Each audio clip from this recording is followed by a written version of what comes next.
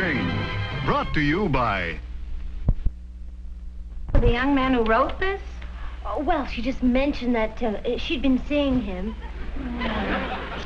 What are the Finches thinking about, letting Patty go out with a fellow who writes plays about teenage gangsters? Dorothy, you don't even know him.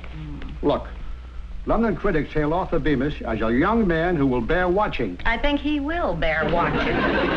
What are you going to do, Dorothy? I'm going to call Patty. I want to find out more about this fella. I'd like to find out more about him myself. Hello. I'd like to place a long-distance call to London. Good evening, all. Hello, Dad. Hello, dear. Leave it unlocked. Patty isn't home yet. Right. No need for you to wait up, Neville. Off to bed. Can't, Dad. I'm sleeping here. On the sofa? Well, you see, it's like this, Tommy. Patty says... I'll explain later. Hello, Sybil here. Hello, Sybil. This is Dorothy. How are you? And Tommy? And Neville? And the weather? Dorothy, must you always ask about the weather on a long-distance call? I'm just being polite. Well, I hope for that polite when they take out the phone next month. It's good to hear from you again, Dorothy. Patty, she's not home yet. Is she out with that playwright? Oh, well, she's been seeing a lot of him, hasn't she? Sybil, what sort of boy is he? Well, he is a bit odd, but he seems quite a respectable chap. Sybil, are you talking about that clod, Beamish? He'll be here any minute. I don't want him in the house. You're a bit late, Dad. He's moving in. In? Now, Tommy, can't we discuss this later? No, I want to discuss it right now. Well. I'm listening to Sybil and Tommy. They're having a fight. I think you could be ringside for Liston and Patterson. Sybil, I'm telling you, if that young man moves into this house, I am leaving home. May I go with you? They both.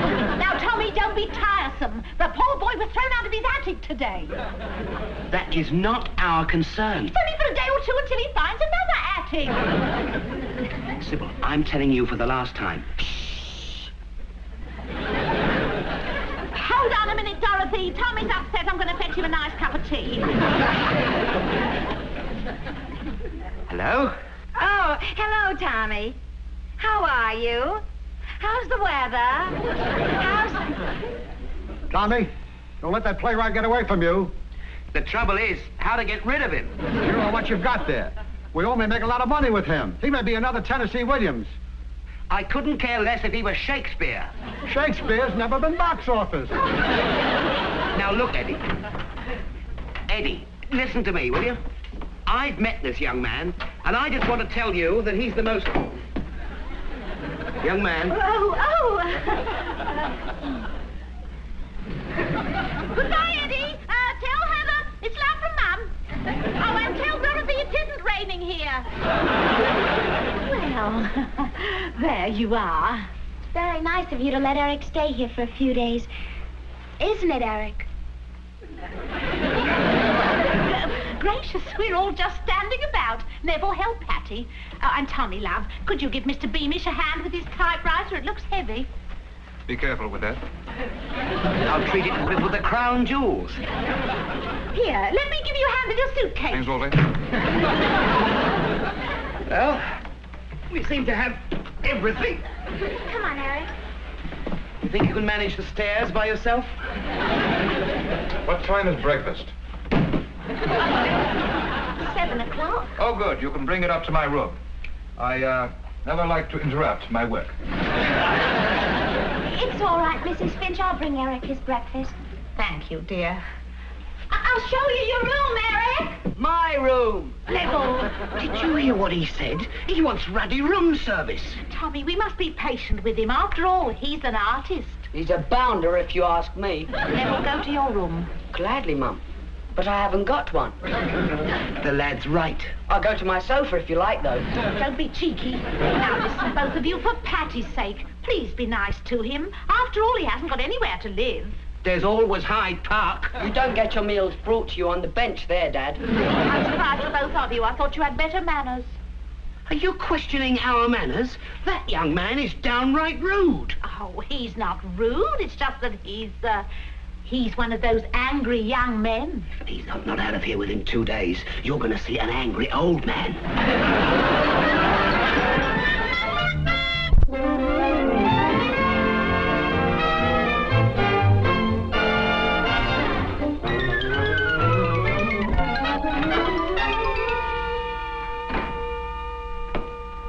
Eddie Walker.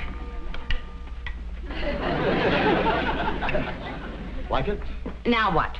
How's it feel to be wife of a Broadway producer? Eddie, what have you gone and done? Gone and run an office, that's what I've gone and done. An office, Eddie. Take that hat off.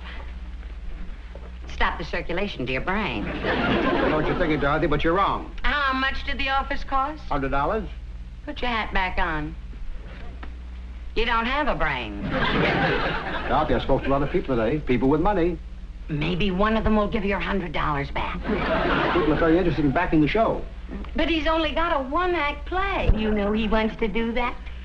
Because I'm going to pay him $250 for the option. And with that kind of money, he'll cry like a baby. Wait till you see the tears in my eyes when you write that check. Jennifer is aghast. And Henry gives her a blow right across the face. He speaks. Henry. Why, you baggage you, is this what I come home for? Is this what I work for? To come home to boil potatoes? And he gives her another blow right across the face. No, that's no good. Strike it. I think it's wonderful. No, it's no good. Strike it. Oh, but it's beautiful. My dear, you wouldn't have the foggiest idea of what's good. Strike it. Strike it. Now then, let me think.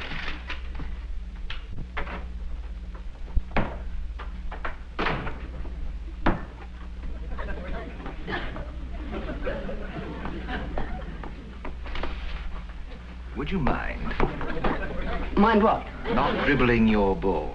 It interferes with my train of thought. Yes.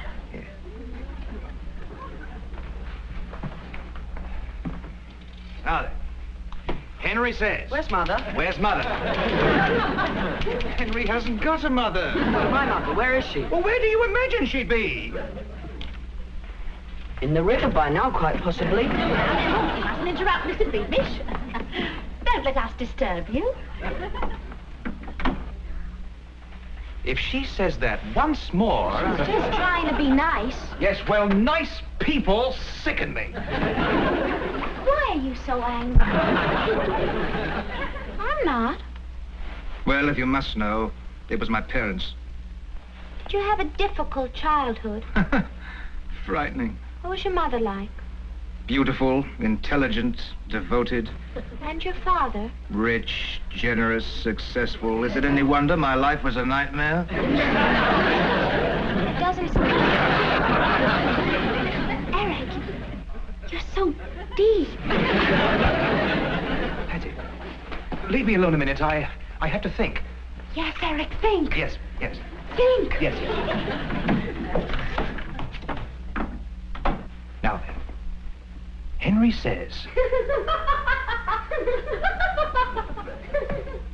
Would you mind shutting up? How can anybody create with all this babbling going on in here? Henry says, is this what I've come home for? Is this what I work for? To come home to a boiled potato? And he gives her a blow right across the mouth.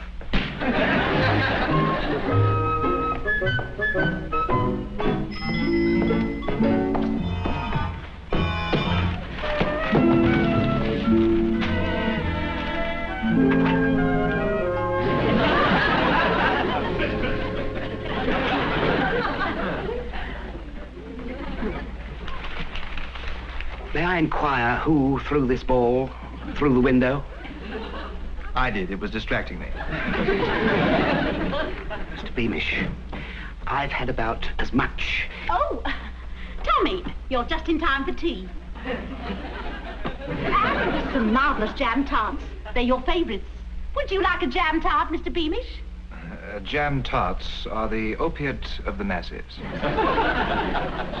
Isn't that profound, love? Don't let us disturb you. Here, Doc. What are you doing with my ball? I just removed it from my eye.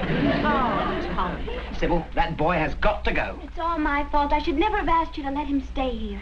No, Patty. Now, Tommy, be patient. It's only for a little while. Patient. I've had the patience of Job, and I'm sure even he would have thrown him out. Well, it's not all that inconvenient.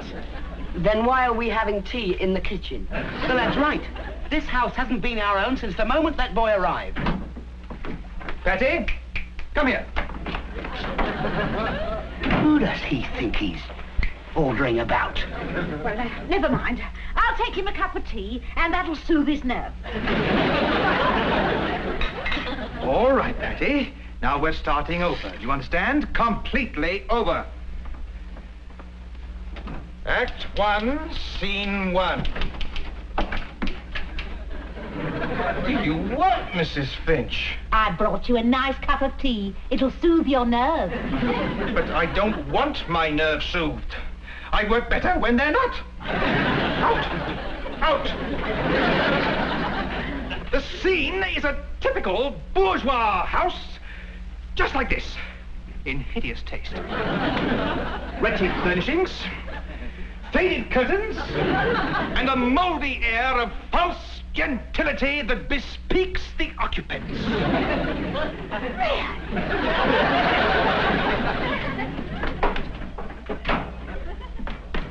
Get that boy out of here at once. Did you change your tune, Sybil? Didn't he like your tea? Eric, you're the rudest person I've ever met. I accept that as a compliment. There's just no excuse for behaving the way you do. Act 1, Scene 1. Henry says, "Oh, it's impossible to work down here. We'll have to go upstairs to my room, that's all." What do you expect the Finches to do? Disconnect their phones? That would have been the decent thing to do.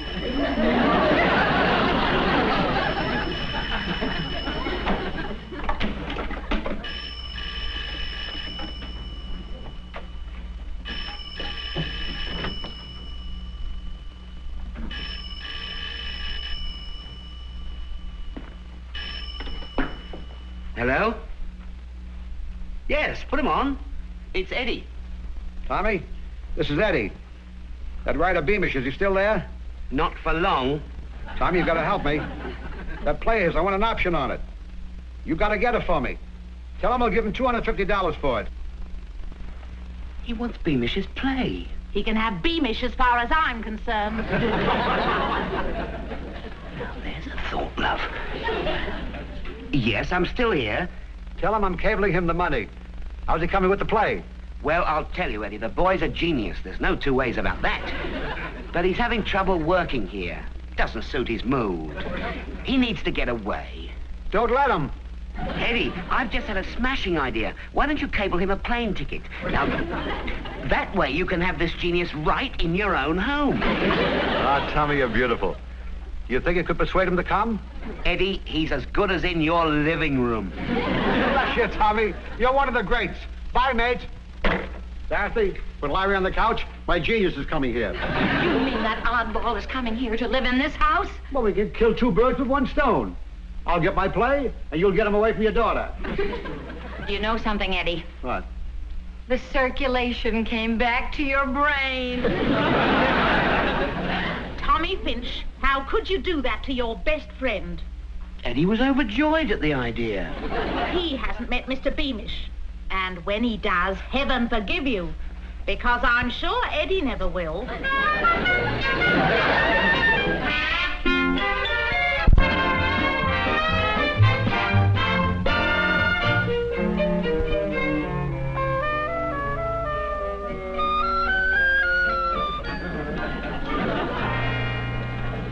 The scene?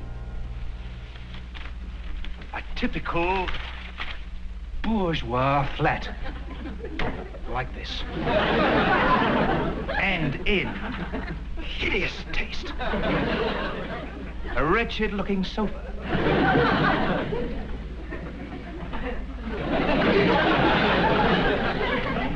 Faded drapes. And a musty air of false gentility that bespeaks the occupants. The only one who has hideous taste, Mr. Beamish, is you. Well, I'm not asking you for your opinion, Miss, Finch. You just write it down, will you? I will not stand here and let you insult Don't fight, Walker. kids. Oh, he's perfectly right, Heather. We'll have the whole apartment redone the first thing in the morning. That's back you play, kid. He can write it himself. Don't mind her. She's a little upset lately. Well, I don't know how you can put up with her rudeness. Get yourself down, kid. I'll get you a typist, anything you need. You can have the whole apartment all day. Oh, All right, will you stop that music? Who's sick? You are. You would have more sense to disturb my genius.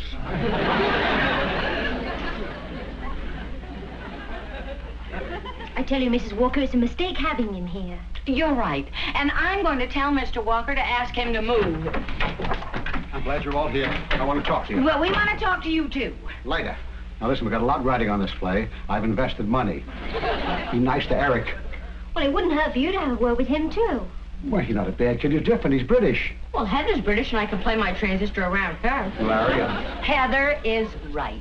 This boy is going to drive us all crazy. why, all he's trying to do is work. He hasn't put any of us out. Why are you all standing here in the bedroom? Larry, one more word. Kathy, where are you going? Well, I would like to go to the kitchen and start dinner. I'll ask Eric if it's all right. Really, this is going too far.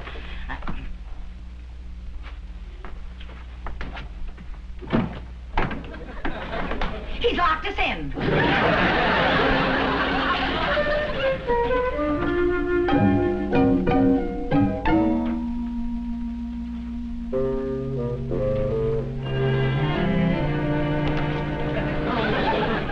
Don't let me disturb you. You have already.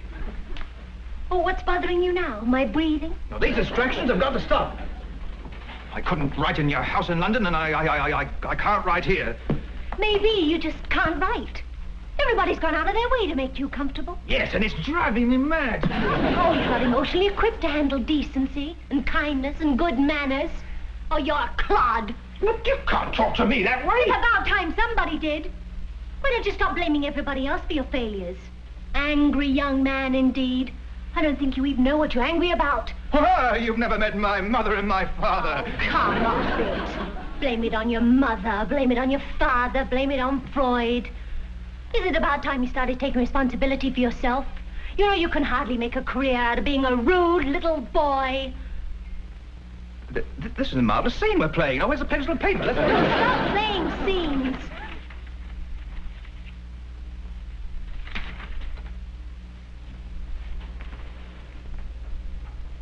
You know something?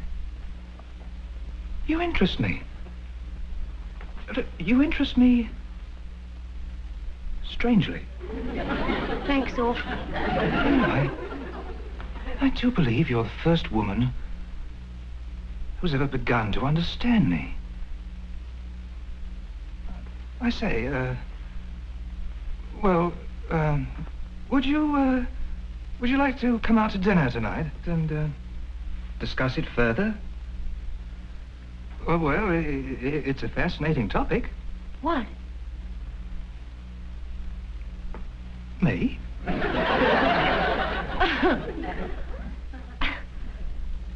You know, Patty's right. You are fascinating. In a weird sort of way. Come along. Oh, wow. I'm just taking Heather out to dinner. Bye-bye. See you later. What about the second act? Sybil, I still don't think this long-distance call is necessary. Tommy, you've got to explain to Eddie that you arranged this whole thing just to get rid of Beamish. Confession is good for the soul. Couldn't I cleanse my soul just as well in a letter? Hello? Hello, Eddie, old boy. How are you? How are things going over there? Fine, everything's fine. Why? You and Beamish getting along all right? How's the play coming? All fine. He's celebrating. Took Heather out for dinner tonight. Heather? He's taking Heather out to dinner? Give me that. Eddie? Hello, Sybil.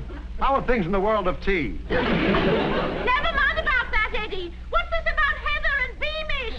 Well, they weren't getting along so good at first, but now they're hitting it off just great. What do you mean by letting her go out with a boy like that? Ah, now, Sybil, he's all right. He's a great talent. He's a terrible person. If he's so terrible, why'd you let him go out with Patty? Now, Eddie, when Heather comes in, please ask her to phone me and reverse the charges. Love to Dorothy. And tell her it's raining. Tommy Finch, this is all your fault.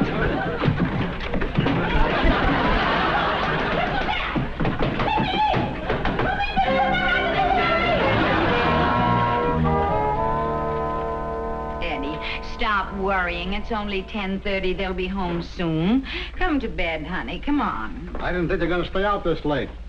After all, we got an audition with Bacchus in the morning. Well, you kids seem pretty happy. Eric was just telling me a very funny story. That's what I like to hear. You finished the play, huh?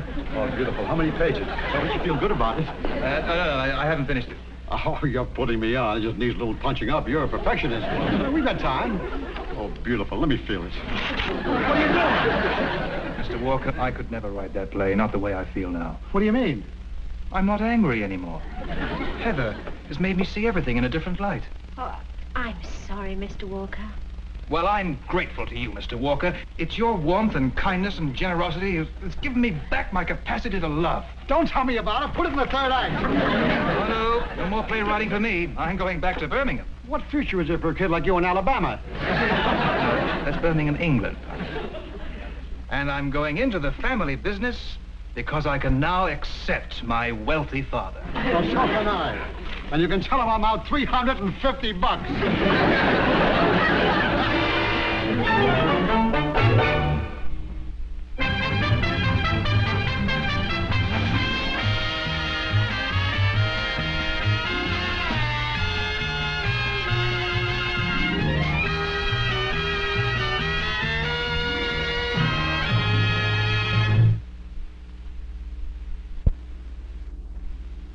Fair Exchange has been brought to you by the Ralston folks of Checkerboard Square, makers of wheat checks, rice checks, and corn checks, with all three now in Chex Mix.